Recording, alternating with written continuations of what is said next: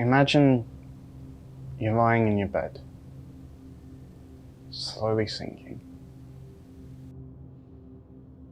Someone's strangling you, wrapping their hands around your throat, gripping so tight that fingerprints are imprinting on your skin. You can't breathe, you can't move. You're slowly drowning in your own tears. And your bed, a place that's supposed to be of comfort, is your worst enemy. That's depression.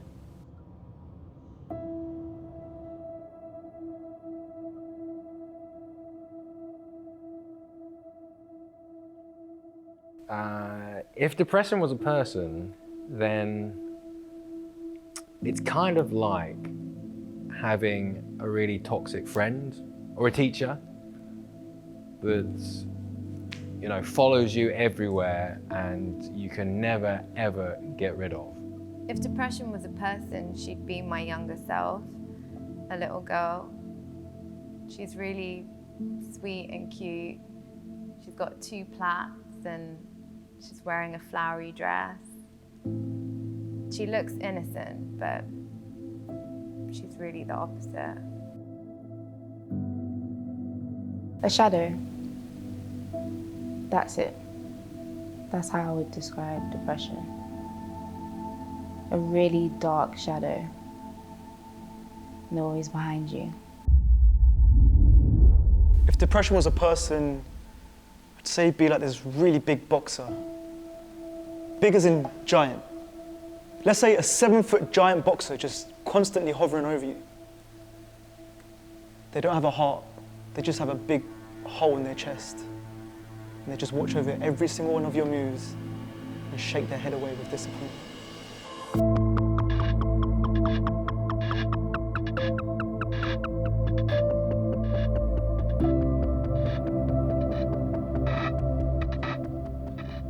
Did you have any involvement in the suicide of victim A that we spoke about a little while ago? Were you responsible for administrating any lethal poisons or drugs to the individual?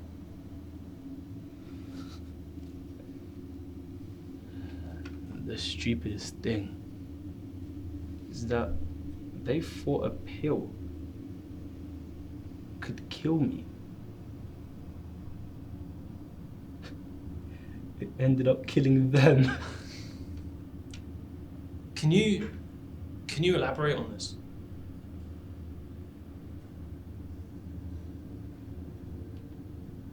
Have you ever been through trauma? Can you just stick to the question, please? Gifts. Do you like receiving them? I don't quite understand where this is going. Trauma. It's like a gift to me.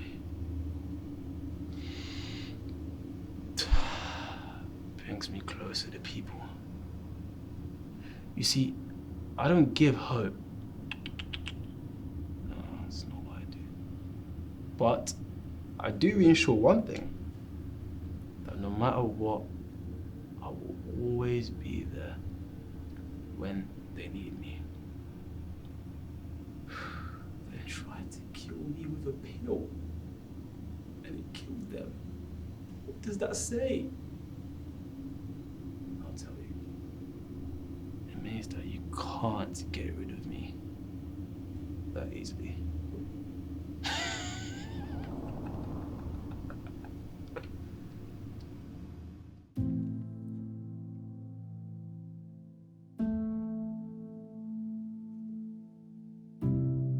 When I was growing up, I was always told that you're a bitch if you cry or man up. When I fell into a really dark place, I felt like I had no choice but to keep it to myself. My parents were going through a divorce. They always thought about themselves, and I never really entered into the equation. I started struggling with random waves of sadness in year 7. Everyone was changing and I felt left out. I had an actual fear of school. Whenever I entered the building or would just look at it, I would panic. I guess it was a big change, primary to secondary. I used to come home, me, a 12-year-old, running home, running into my room, just panicking, and my heart would beat really fast. I would think, I can't do this anymore. I don't want to be here. At 19, I moved away from home and I met someone who both physically and mentally abused me. I eventually managed to leave the relationship, luckily, but with a lot of damage and really low self-esteem. I then met the father of my kids who saved me really, and at 28 we got married and it was one of the happiest years of my life. After a year of marriage, I suffered from postnatal depression. After giving birth to my first child, I was constantly anxious and worried about cot death and if my baby was breathing or not. I was stressed when she was crying, I was stressed when she was sleeping. It was just really draining. My parents moved to England from Sri Lanka just after the 1999 massacres. By the age of 6, I'd seen bodies being run over, remains, splatters. I'd heard gunshots, screams, slashes. Seeing and hearing all those things at such a young age, it scars you.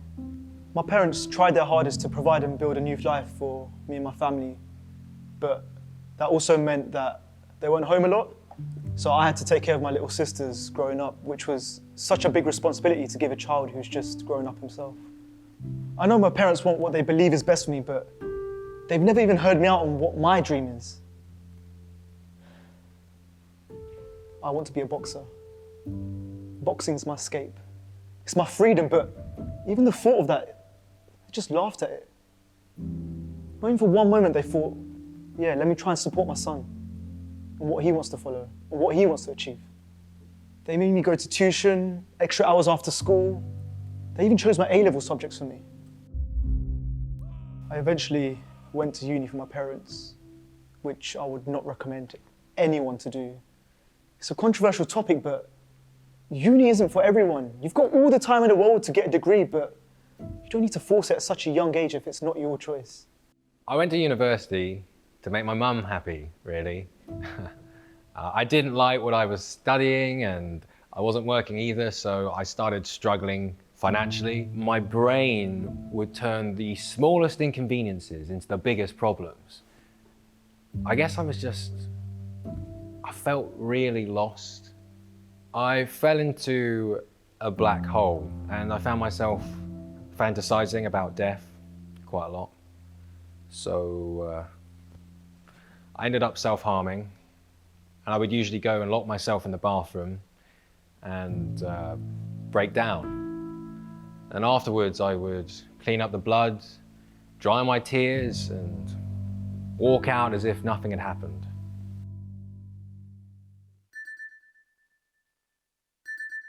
Depression for me was kind of like waking up every day, and every time I stepped out onto the stage that is the world outside my front door, I'd be shot. I mean, it was a prop gun, but somehow it fired real bullets. But it wouldn't kill me. So I'd go to lunch, it was bleeding.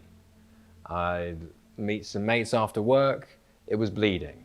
I'd go to the supermarket, it was bleeding. I'd brush my teeth, it was bleeding, and I'd go to bed, and it was bleeding.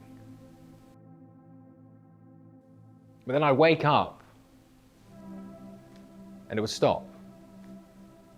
And then every time I left the house to go to work, it would start again. It was like dying a really slow death, but I would just never die. And every time it felt like I was getting better, it would just come back. After a year, I went to the GP and they prescribed me some antidepressants, which are basically pills that maintain your chemical imbalances. And they did do that, to be fair, but at the same time, it then began to make me feel extremely fake because I needed pills to make me happy. My parents don't believe that depression is a real thing, you know. I mean, my mum always used to say that there are bigger issues in the world. So she made me question whether I was actually depressed or just sensitive. Having a baby is a real major life change, and I really struggled to adapt to it. But I started getting better after making friends in the mum world, and I thought my life was getting back on track. But then I found out my husband was cheating on me, and I sunk really quickly back into depression. I just wanted to go to sleep and not wake up. Imagine the little girl I described, the younger me. She's sitting in her room playing dolls. Hi, you look really pretty today. Thank you. I love your outfit. Hee hee.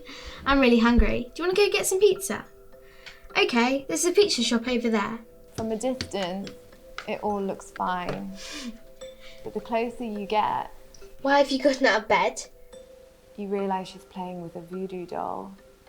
And every move she makes with the doll, I have to do in real life. I didn't say you could do that. Get back inside. Okay, fine. Just this once. But you're not going out today. There's no point. Ellie and Mia don't really like spending time with you anymore. They're having pizza right now without you.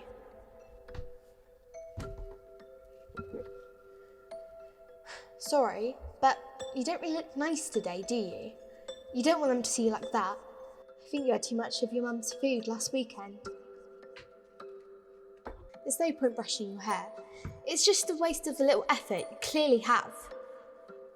And what's up with those bags under your eyes? Struggling to sleep again? No, you can't have any of my snacks. Sorry, but I told you to cut down on the calories, remember? She's controlling my speech, my movement, my thoughts. It's like manipulation by your own brain. Growing up in a foreign family, no one ever really spoke about mental health. So I didn't really think depression was a real thing until I got caught up in it.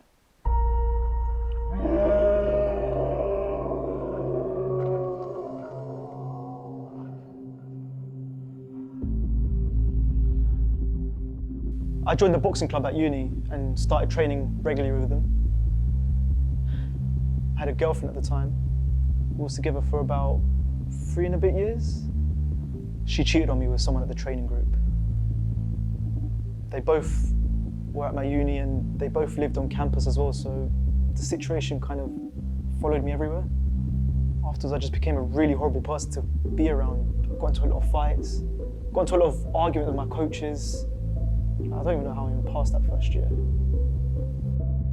Depression is like I've been trapped in this really tight room with no doors and just one window. Outside the window, I can see everyone that cares about me. I can see them, but they can't see me.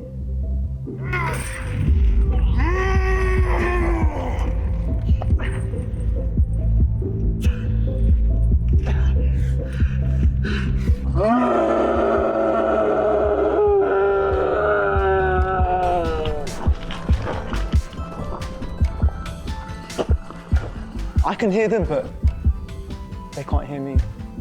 So no matter how much I shout, there's nothing they can do to help me. My mood switches so quickly. Like, I could be thinking about dying one moment and then the next I'm completely fine. I would lay in bed for days and it would go weeks without showering or brushing my hair. And no one around me really understood. But I went to my mom and said, I think I have depression. She said, no, you don't. Depression is an unfamiliar word in my culture. I was prescribed antidepressants, but I had to hide it from my mum. She sees them as unnatural. Her pride is too high to think that her child would need actual medical help as opposed to going to her instead. Depression is like drowning, like you're in the middle of the ocean and you're trying to swim up, but no matter how hard you try, you can't make it. The pressure of the water is dragging you down, and just as you manage to break free, you feel something tugging on your leg. And you look down and there's a rope tied to your ankle like an anchor. And you pull and pull and pull, and it strains you and drains you. But eventually you get free. And with the last breath that you have, you swim up to the surface to try and get a breath. And then a hand wraps itself around your ankle and drags you back down again.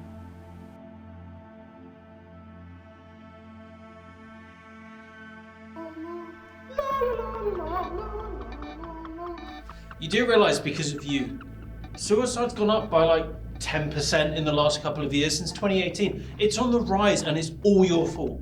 Me? How is it my fault? It's not my fault. I mean, just because I notice when you're tired and I send you to sleep, I'm just being a good friend. And when you go out with friends, it's not my fault you think about me. And when you look in the mirror, it's not my fault I tell you you're a failure and you're ugly. You would rather me tell you the truth because they're besties. Right, whatever, I see. What, do you get some kind of thrill out of this? What? Thrill? No. I'd say satisfaction. Look, let me tell you a bit about myself. In the second millennium, they would splash holy water, thinking I would drown or disappear. Well, the ancient Greeks, the Romans, and the Egyptians would beat us, restrain us, even starve us. Oh my gosh, don't even get me started with the Middle Ages. Imagine they would burn us, thinking we're linked to the devil or the witches or something.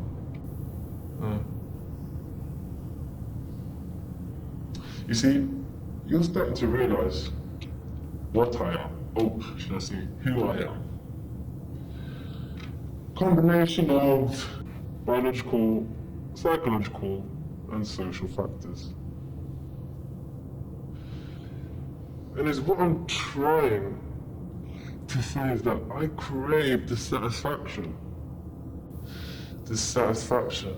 that no matter what you do, I'm still here!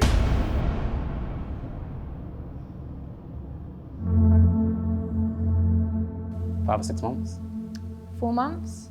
3 months. 5 months? 5 months, I think, roughly, to get diagnosed with depression. I feel like there's a lot of shutting down of kids' emotions.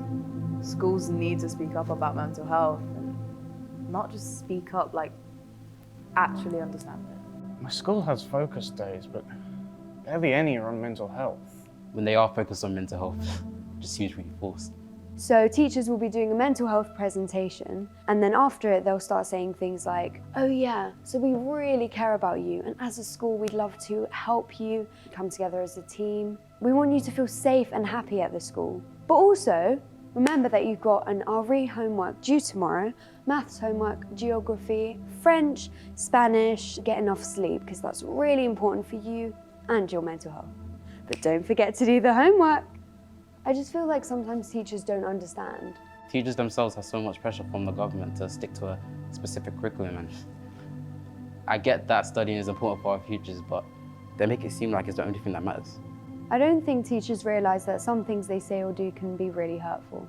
You know, they use the word lazy really carelessly, and they shout at people across the classroom. And, you know, I struggle with anxiety, so being singled out, it makes me panic.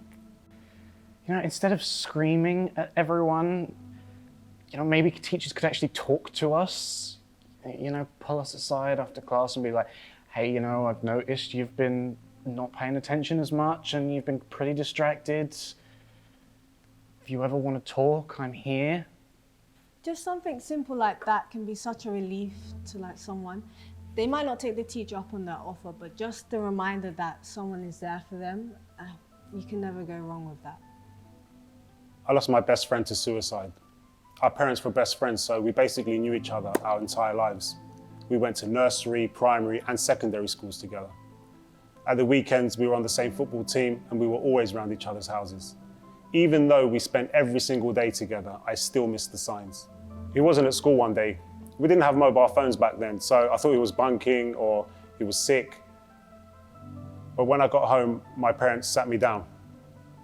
They just got off the phone to his mum and dad. His mum had found him. It took me years to realize it wasn't my fault. But maybe if mental health was spoken about more when we were younger, maybe he wouldn't have felt so alone. Even though it's more openly spoken about, it takes a lot of courage to come out and admit that you have depression. Mental health has improved a lot since I was at school, but I still feel that in general, people need to be more educated. Depression is really easy to mask, especially as an adult. When I suffered postnatal depression, the doctors were just happy to give me antidepressants and never see me again. Whilst yes, mental health is now less of a taboo topic, I'm currently trying to leave my workplace because they only accept and understand physical disabilities and not psychological ones. I was speaking with my younger sister the other day. She's 11. And she told me that sometimes when I'm at school, I don't even feel alive anymore.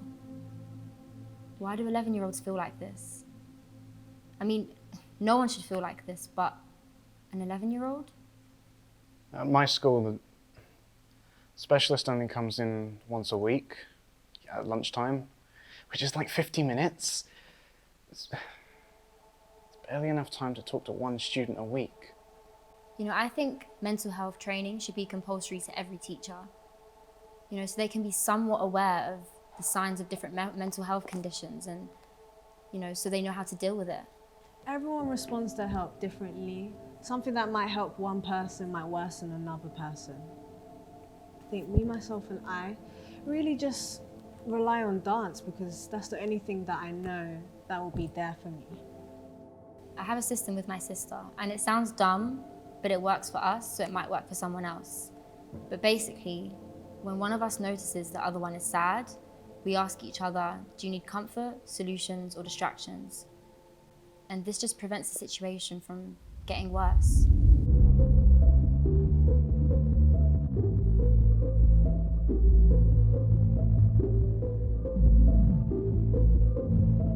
You know, sometimes the only thing I need to free myself from my depression is music.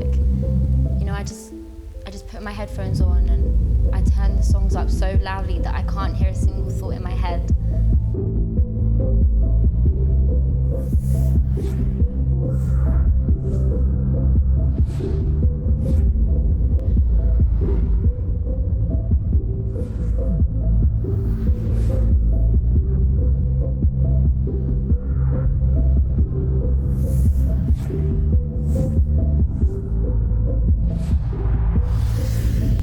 I know this may sound bad, but I think speaking about mental health has had an unforeseen backlash because nowadays it seems so normalized for everyone to be like, oh, I'm depressed, I'm gonna kill myself. So people who actually suffer from these types of mental illnesses, they are even more hidden than ever now. I attempted suicide a few times in my late teens, and every time I told someone about it, I was seen as a joke. I tried to get professional help, but each time they put me in a waiting list longer than the last. And I mean, I tried to kill myself. So if I wasn't urgent then, who was?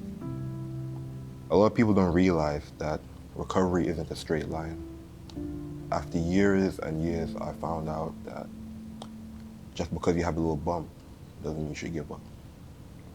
I love painting. It's my usual go-to hobby to distract myself. I feel like it's a way for me to communicate myself to me. So all the thoughts going on in my head, sometimes it can be kind of hard to come across what I mean to myself, better yet other people. So I do through paint. I can express things that I can't say verbally. My story with depression, like a lot of people's, includes a lot of slips.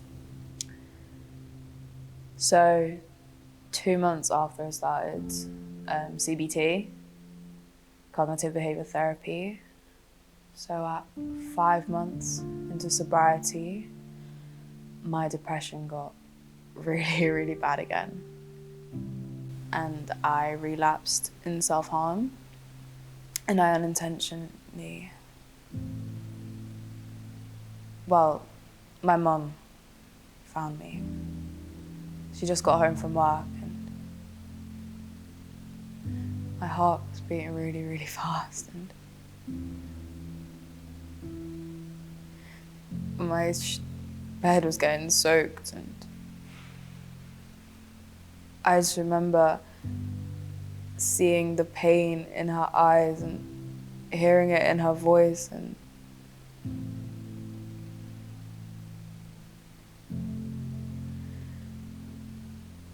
from that moment, I vowed that I would try my hardest to get better. I just can't break my mum like that. I was one of the biggest problems I faced. You know, I was scared to ask for help, scared to face it. So I just didn't even try to get better. Honestly, I was scared of judgment, especially as a boy. Maybe it's because we're scared, we're ashamed to admit our own feelings to each other. We're shameful that it may hurt our masculinity, our pride. I just wish that people actually believe that crying or feeling low is not a sign of weakness. It's actually a sign of strength. My girlfriend gets upset with me if I'm feeling sad or if I'm down and I don't tell her. The thing is, being brought up in a society where your emotions are frowned upon, it's hard to let someone in. It can be embarrassing in some type of way. But it got to the point when I didn't even care about the embarrassment anymore. I was just so desperate to be happy. So I reached out for help because I realized that I'd rather be embarrassed than feel this way forever.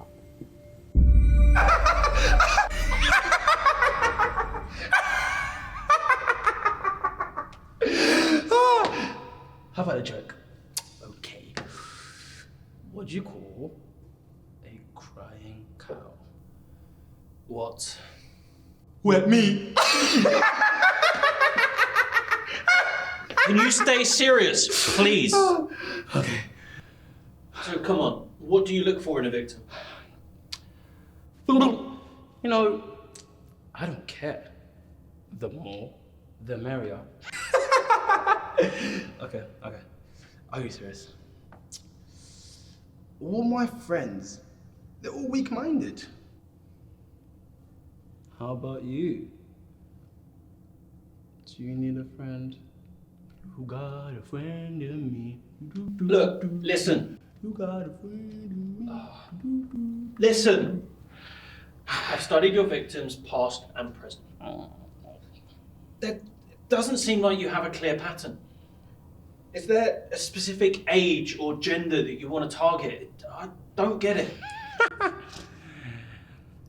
You know, I get along with the females more. Like, I get along with females a lot. Well, something to do with their hormones or something. I mean, I am friends with men too, but, you know, they don't talk about it. And you know what that means? Wah, wah, wah, wah. But 75% of all suicides are men. Hey, they don't talk about it.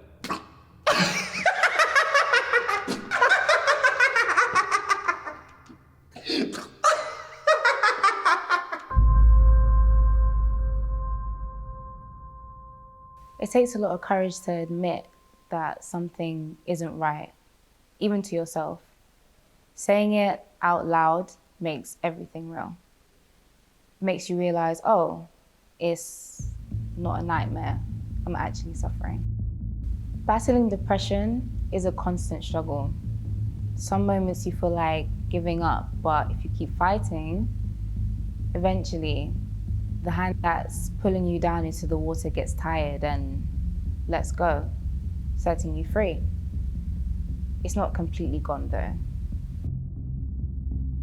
You're sitting at the water's edge and it's just waiting for a chance to pull you back down again. I made a list of things that I'm grateful for. And at the end of every day, I add to it. So whenever I'm sad, I can look back at it and think, maybe my life isn't so bad after all. My depression is a lot more taken care of now. I think it's because I've found ways to cope and rediscovered things that I enjoy. Depression and sadness are two completely different things. I could reach out to someone and be like, I'm depressed, but they can misinterpret that and be like, oh, cheer up, we all have our bad days. It just doesn't help. And if anything, it just validates our feelings. Getting back into sport helped me a lot. Started boxing and just helps me let off steam and helps me regain control of my feelings and emotions every time I feel like my mind's slipping backwards. Somehow I managed to get away. But he chased me through the forest.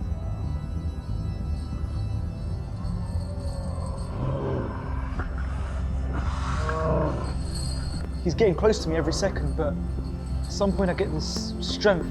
It pushes me and I outrun him.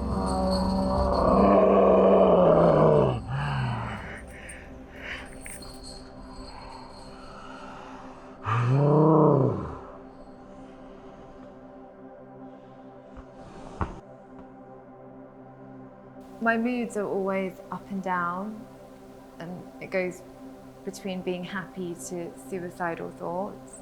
And sometimes my mind just becomes quiet, like too quiet, that the silence becomes silenced by all the chaos. And when that happens, I just have to take myself out on a walk and remind myself of all the things that make me happy and proud, like my children, for example. Over time, I realized that it's really important to analyze areas of your life in order to stay happy. And you really have to have a good balance, because if something goes wrong in one area, then at least you have another area to fall back on.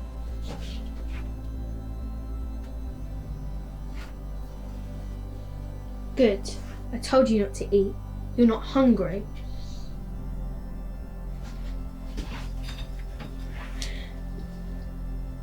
I know I can't run from the little me in my head.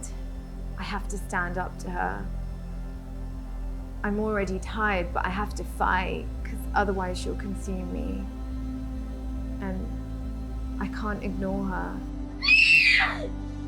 Sometimes she just screams and it's deafening. And it takes every ounce of me to ignore that voice.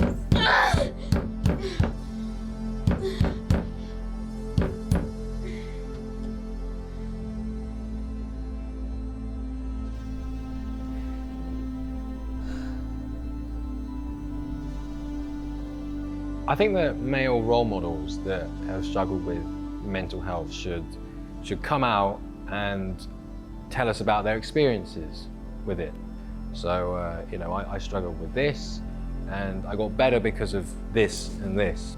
I mean, this idea that men can't show weakness is an out of date, let alone a stupid social construct.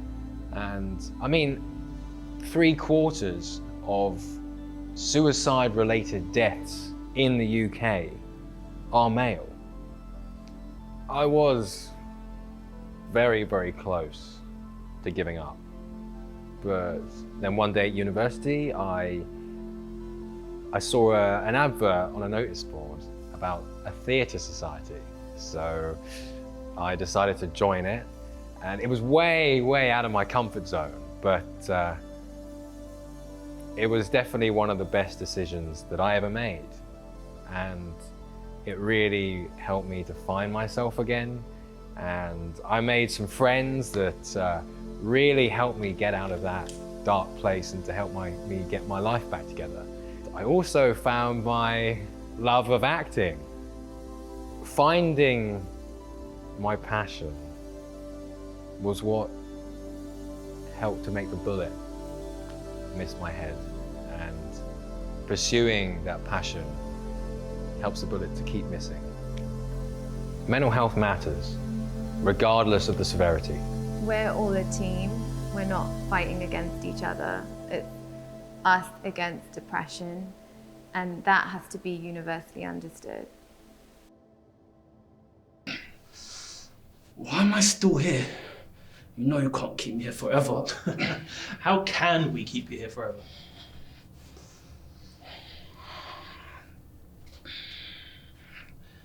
You know what? Since you mentioned it, I really don't like those people that try to live in a prison. What? Imagine actually waking up and having the motivation to live. Those people, they're so annoying. To answer your first question, I am involved in the suicide of victim A, B, C, and D. I know it. Let me give you an analogy. When the lion wants to eat his prey, it doesn't attack, doesn't strike when the prey is surrounded. No. You know what it does? It waits, waits, waits, waits again. And then, when the prey is by himself, then the lion strikes.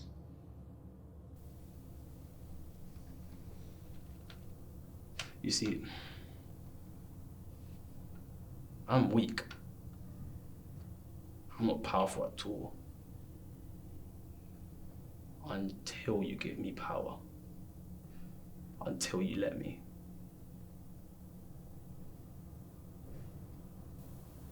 But hey, you'll figure it out.